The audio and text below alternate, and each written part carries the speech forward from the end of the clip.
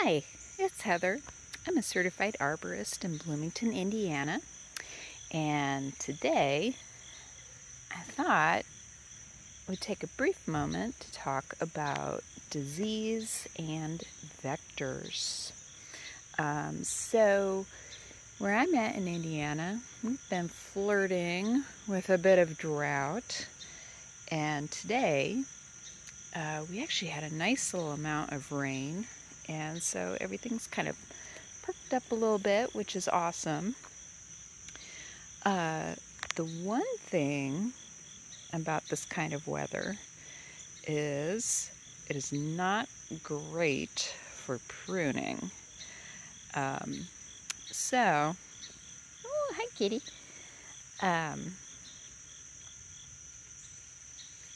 So when we talk about disease, there's a bunch of plant diseases, but we tend to focus on the pathogen itself, the disease. So actually 3 things have to be present in order for disease to happen. So we have to have the pathogen, which is not necessarily the disease, but the either fungal or bacterial or viral organism that can contribute to a disease. The next thing we have to get a disease would be a suitable host. I'm showing you the oak leaf hydrangea because I just like it because it's perky, and also it's here and it's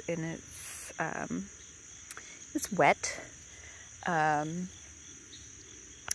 Different hosts are susceptible to different diseases, and some plants have more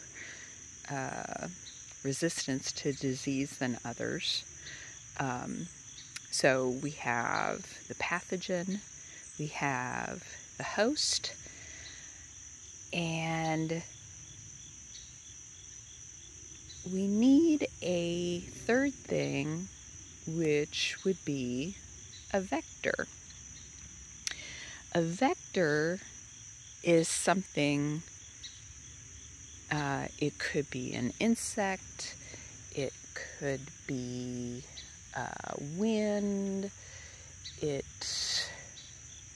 could be water. So a vector helps to create the conditions that are needed for disease to happen. So why is water? Water can be a vector in a couple different ways. If you had a crabapple that was susceptible to fire blight, and you had, a couple twigs infected with that, if rain splashed on the infected twigs and those water drops splashed onto other branches, that pathogen can be introduced to another branch through those raindrops. Another way water can be a vector is through pruning. Today I was actually going to talk a little bit about fall pruning. There's a few different kinds of goals we can do or achieve with fall pruning, but since it's wet, it's best not to do that. So the reason why we don't want to prune when it's wet is, so just like us, like, you know, we have various diseases, or sorry, pathogens, you know, that can be on our bodies. We can have staph, we can have all sorts of stuff. And as long as our skin isn't broken, you know, and we're healthy, in large part, we don't have to really worry about, you know, getting a nasty disease that way. And so kind of the same is true for plants. Bark is meant to protect the living wood of plants, and as long as it stays intact, it does a pretty good job of doing that. Where we run into trouble is when we make wounds on, you know, wood that's wet.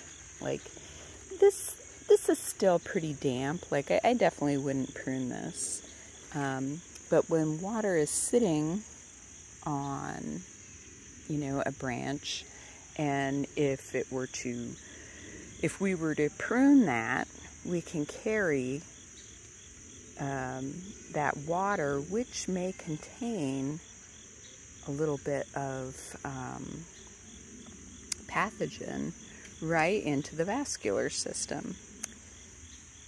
So just it's one of those things that is, it's like the easiest thing to do to not have disease is just wait until it's nice and dry, and then we don't even have to think about it. So honestly, I've had to take up some gardening. I don't do a lot of removals, and so there are just some days that are not good days for pruning, and it's not necessarily because I don't want to have a bad hair day. It's I don't want to have to deal with cleaning up a plant that has disease when it would just be better to prune it on another day. So, and there are some plants that, like, say, plum trees, the plums that we like to eat, those trees are really susceptible to various fungal diseases. So, you know, even when it's humid, those spores can be passed. So it's really just better to just not prune.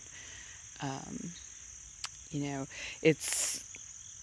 yeah, and I do try and make a living at this, but I do tell people, you know, a healthy plant, there's hardly ever been a healthy plant that has died because it wasn't pruned. But there are some plants that may have succumbed because, you know, they were pruned on a day that maybe they shouldn't have been.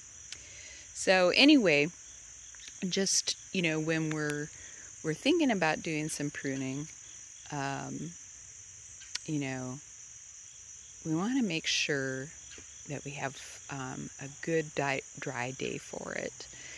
There's plenty of other things we can do on moist, soggy days. So anyway, if you have any questions,